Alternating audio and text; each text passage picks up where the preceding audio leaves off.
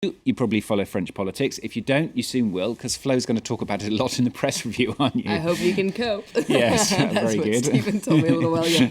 He's all over the press today. Let's take a look at Aujourd'hui en France. They talk about his fall from grace because yesterday he was pushed to step down over this growing scandal at the UMP over its finances during former President Nicolas Sarkozy's bid for re-election in 2012. This is known as the Big Malion scandal. We've been hearing about it for about a month now. Aujourd'hui en France says that Copé's political future is now in jeopardy and comes back on yesterday. It was a crazy day at the UMP. They had this crisis meeting to figure out just what they're going to do in the future. Aujourd'hui en France says that Jean-François Copé tried to hold on to his job until the very last minute, but he was facing an execution squad. That's what Aujourd'hui en France says happened yesterday. This execution squad of heavyweights at the UMP that basically turned their back on Copé. They said that they didn't believe him when he said he didn't know about falsified accounts during the failed 2012 campaign. And they said that he had to go because none less than the future and the very survival of the party was at stake. So Aujourd'hui en France says it's unlikely that the UMP is going to have a going-away party for Jean-François Copé. And you can see here a UMP supporter holding an envelope out to the three new leaders of the party and saying, this is for his going-away party. And you can see the three new leaders saying, we're going to need a receipt for that.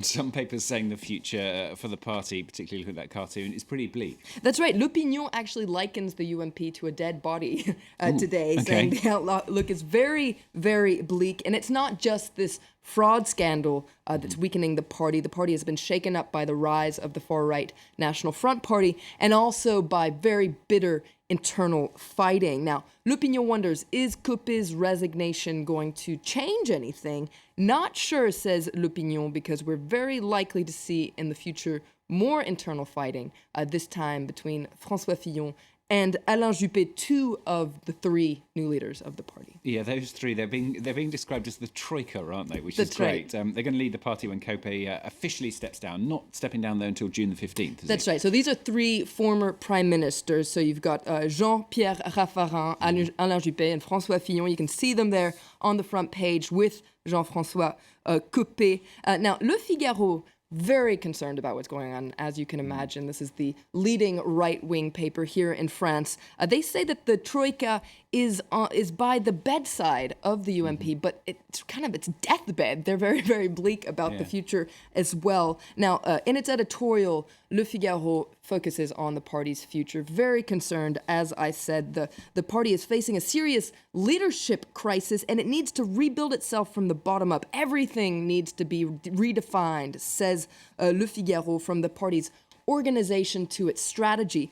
But before it can move forward, two things need to be clarified. Le Figaro says the first thing that needs to be clarified is the party's political line.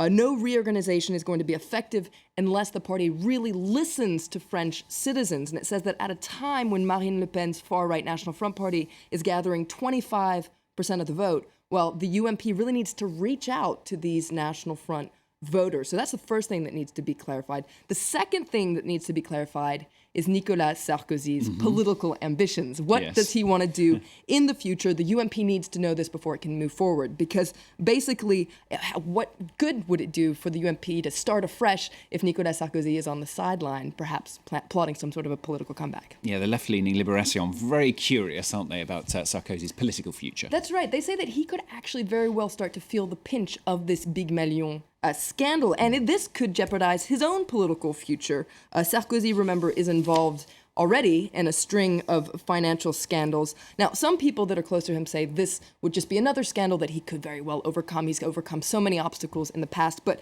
Les Echos says other people around him aren't so confident. They wonder if this could be the straw that broke the camel's back. And also, Les Echos says that he could face a very serious challenge from within the UMP, and that is Alain Juppé, so one of those new leaders at the UMP. He's seen as being a real champ in the UMP, a wise heavyweight who really brings people in the UMP together, and who's also not been so much in the spotlight as Nicolas Sarkozy.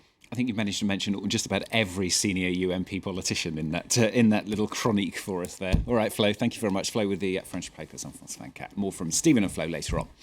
Coming up, the latest news, of course, on the half hour. Plus, we're going to be visiting the island that some call rather mysterious. Now, it is on Lake Kivu. It's between Rwanda and the Democratic Republic of Congo. Officially, it's a rehabilitation centre for drug addicts, but some say it is a training camp for fighters to quash rebellions in Congo. We try to find out the truth.